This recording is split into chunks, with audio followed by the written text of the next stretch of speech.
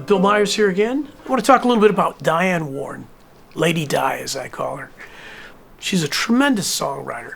Just if you spend listening to her catalog, it's just amazing. She is prolific, and I met her in the early 90s when I rented a studio over at 6464 Sunset, and it was on her floor. She owned just about everything but that.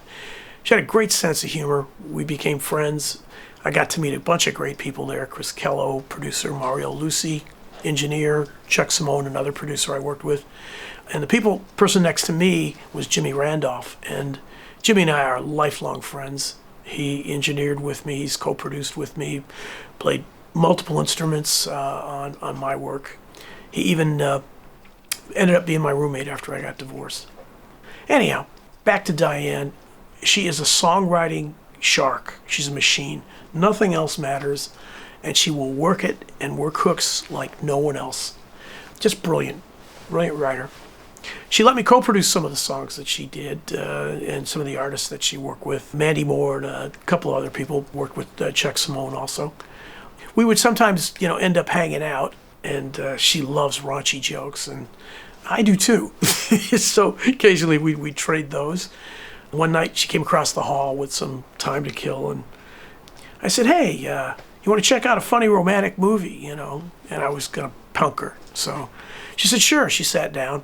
Well, I put in Full Metal Jacket, which anybody knows is a Vietnam movie, and it's pretty brutal. And at the beginning, it's the first day of the raw recruits getting just hammered by this deranged drill sergeant, and she loved it. And she now calls me whenever it's on and tells me she remembers, I got to work on some of her songs as an arranger. The Whitney album that Di wrote a couple songs on. She talked to Clive, and Clive had mentioned that he loved my arrangement, I Bow Out. And I also worked on two others with him. Eventually, I did move out to sublet from composer John Ottman, fine film score, a great place down the street. But we kept in touch. And just recently she called me and told me that she saw Full Metal Jacket again. She thought of me.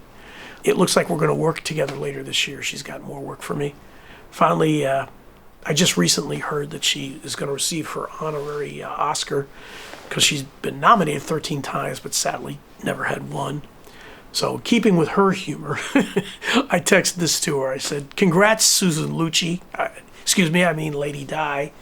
Your Oscar is well-deserved and long overdue.